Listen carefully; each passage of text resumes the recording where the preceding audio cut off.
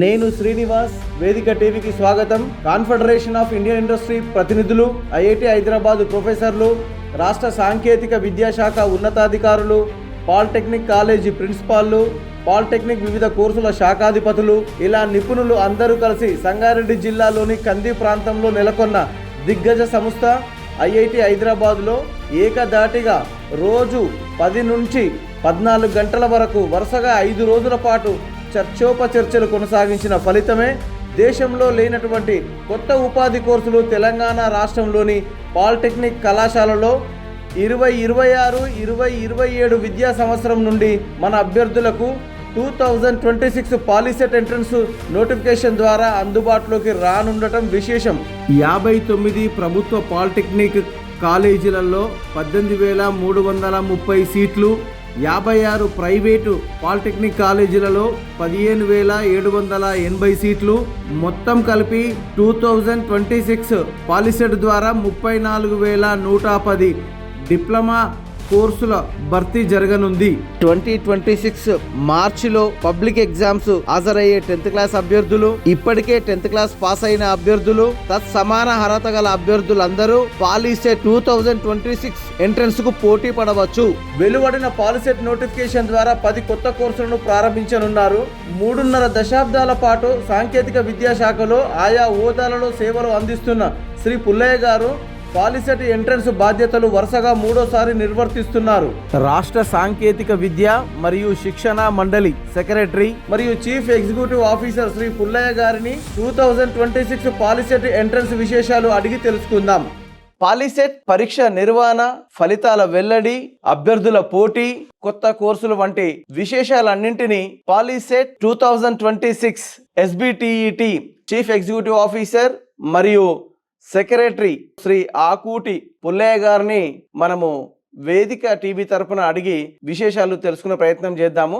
ముందుగా నమస్కారం పుల్లయ్య సార్. నమస్కారం అండి. 2026 పాలిసెట్ ద్వారా ఏ కోర్సులు భర్తీ చేస్తారు, వాటిలో ఎన్ని సీట్లు ఉంటాయి, కాస్త వివరంగా చెప్పండి. థ్యాంక్ యూ శ్రీనివాస్ గారు ఫ్రమ్ వేదిక TV. As a secretary state board technical education and training, welcome to the 2026 POLYCET admissions. ఈ అడ్మిషన్స్ మనము 35 ప్రోగ్రాముల్లో జరుపుతాం. 18,330 సీట్స్ని మనము ఫిల్అప్ చేయబోతున్నాం. ఇందులో 35 రకాల బ్రాంచెస్ ఆఫ్ ఇంజనీరింగ్ ఉంటాయి. డిప్లొమా లెవెల్ ప్రోగ్రామ్స్ అన్నటివి 25 ప్రోగ్రామ్స్ ఆల్రెడీ రన్ అవుతున్నాయి, కన్వెన్షనల్ ప్రోగ్రామ్స్. దానికి తోడుగా ఈ సంవత్సరం 10 ప్రోగ్రాములు కొత్తవి పెట్టడం జరిగింది. ఆ 10 ప్రోగ్రాములు మనము ఈ 26 అకాడమిక్ ఇయర్ నుంచి రాబోతున్నాయి సార్. 2026 నోటిఫికేషన్ ద్వారా పాలిటెక్నిక్లో కొత్త కోర్సులు ఏమన్నా ప్రవేశపెడుతున్నారా? అవి ఉంటే వాటి వివరాలు చెప్పండి. అవి ఏ కాలేజీలలో ప్రారంభించే అవకాశాలు ఉండవచ్చు? 2026 అడ్మిషన్ ఇయర్కి 10 కొత్త ప్రోగ్రామ్స్ని మనం ఇంట్రడ్యూస్ చేయబోతున్నాం. ఒకటి diploma in semi conductor technology, 720 seats in 12 colleges. And diploma in advanced manufacturing technology, 240 seats in 4 కాలేజెస్లో స్టార్ట్ చేయబోతున్నాం. Diploma in air craft maintenance engineering, 60 సీట్స్తో 1 college. Diploma in automation and robotics 480 సీట్స్తో 8 కాలేజీల్లో. Diploma in biotechnology with 120 seats in 2 కాలేజెస్లో. Diploma in civil engineering బ్రాకెట్లో building service engineering, 120 seats in 2 కాలేజెస్లో. Diploma in civil engineering real estate and valuation, 120 seats in 2 colleges. Diploma in construction technology and management, 180 seats in 3 colleges. Diploma in Interior Design, 120 seats in 2 colleges. Diploma in Landscape Design, 120 seats in 2 colleges. POLYCET entrance పరీక్ష ఎన్ని మార్కులకు జరుగుతుంది? విభిన్నమైన కోర్సులు ఉన్నాయి. ఎన్ని మార్కులకు ప్రశ్నాపత్రం ఉంటుంది? ఈ అభ్యర్థులు ఏ సిలబస్ ప్రశ్నలు హాజరు కావాల్సి ఉంటుంది?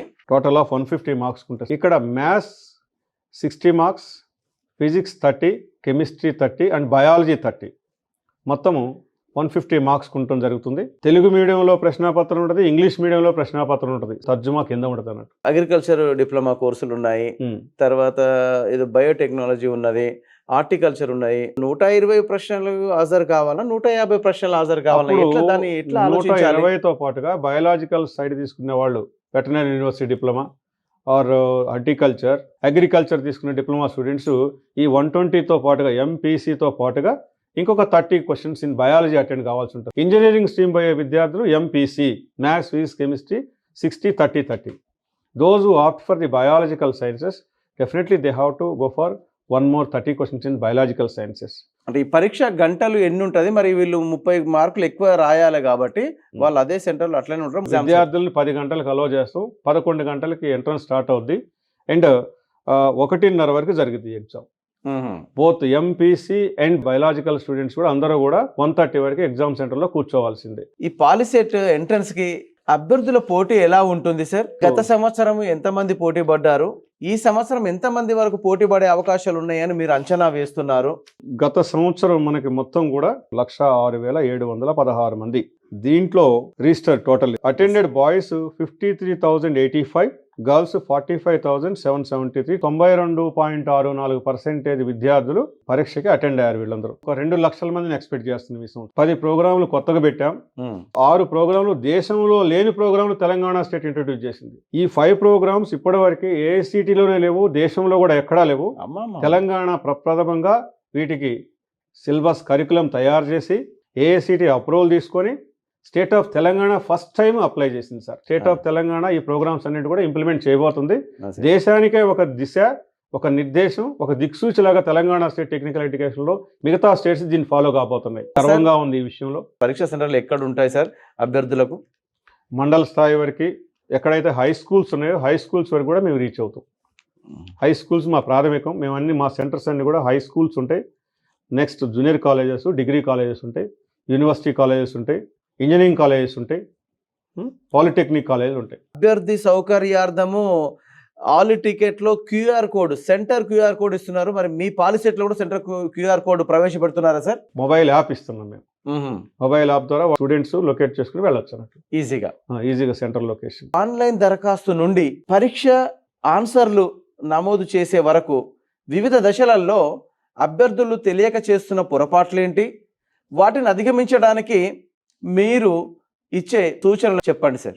మొట్టమొదటిగా ఈ అప్లికేషన్ స్టూడెంట్స్ అంతా కూడా ఎస్ఎస్సి బేస్డ్ ఉన్నారు కాబట్టి వాళ్ళకి కరెక్ట్ డేటా వాళ్ళకి కస్టమైజ్ చేసి వాళ్ళకి అర్థమయ్యేటటువంటి పరిస్థితిలో ప్రతి ట్యాబ్ని మేము తయారు చేసి డేటాని ఆ అప్లికేషన్ పెడతాం.